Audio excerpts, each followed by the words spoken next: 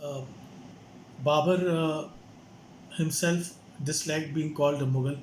अगर आप उनका बाबरनामा पढ़ें जो उन्होंने खुद लिखा था, उसमें उन्होंने लिखा है कि I hate being called a Mughal, I am not a Mughal, I am a Barlas.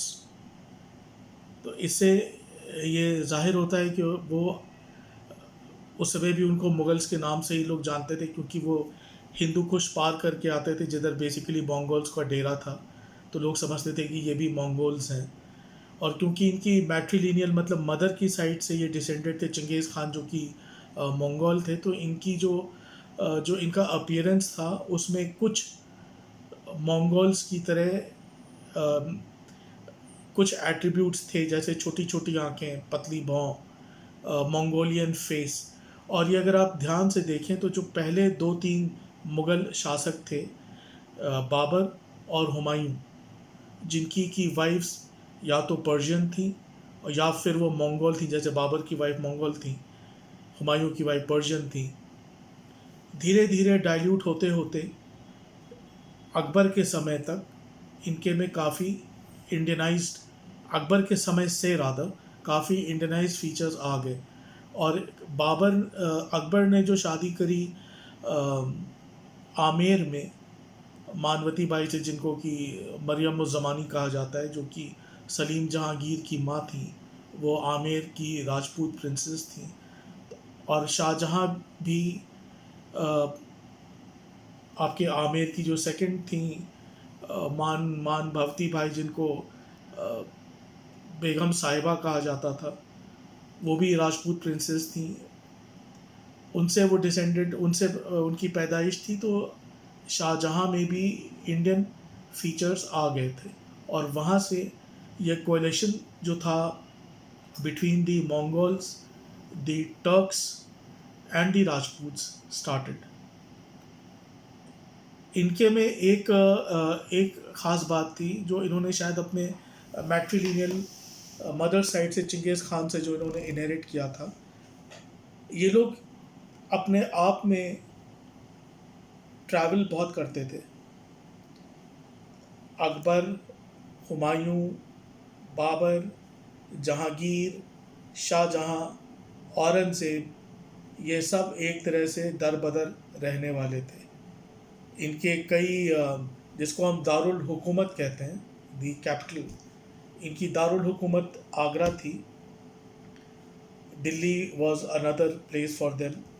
Lahore was yet another, उधर पर्शियन बाउंड्रीज़ को संभालने के लिए, उज़्बेकिस्तान, कज़ाकिस्तान, इनसे संभलने के लिए, काबुल को संभालने के लिए।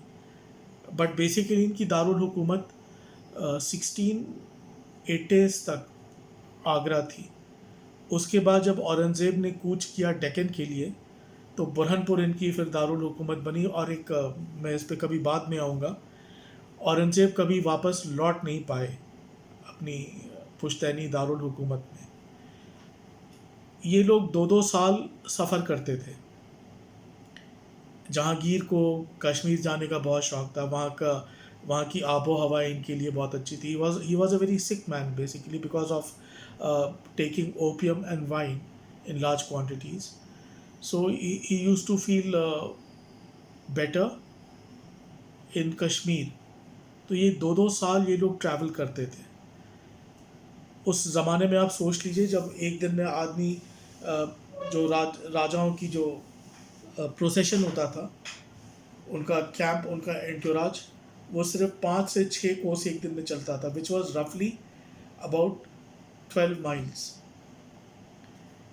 और इतने लंबे सफ़र, ये 1400 मील, 1800 मील ये लोग कवर करते थे, जिसमें इन लोगों को सालों लग जाता था। ये इन्होंने इनहेरिट किया था अपने ननिहाल से, from the mother's side. And इनकी एक और ख़ासियत थी, ये अपने आप को तैमूर का वंशज थे भी, मानते भी थे, कहते भी थे। बट जब इनको मन करता था तो ये चुगताई भी बन जाते थे, मतलब चंगेज़ खान की तरफ की चीज़ों को भी अपने में आमद कर लेते थे। चुगताई खान वॉज चंगेज़ खान सेकंड सन, जिनसे जो वंश चली, तो उसमें जो बाद में एक पुत्री आई, कुतुब निगार बेगम, उनकी शादी हुई थी बाबर से। जो इनका पनिशमेंट का तरीका था मुगल्स का, वो ये चिंगेज़ खान का फॉलो करते थे और उसको यासा ओ चुगताई कहते हैं. So they used to flick between their Timurid ancestry from the father's side and their matrilineal proclivities from Chinggis Khan side. तो इनको जैसी मर्जी होती थी, कभी ये तुर्की चीज़ें फॉलो करते थे, कभी ये चिंगेज़ खान की यासा और चुगताई फॉलो करते थे. Thank you so much and I look forward कि आप हमारे नेक्स्ट वीडियो में ज़रूर साथ में आएंगे to learn more about the Mughals and in history. Thank you so much.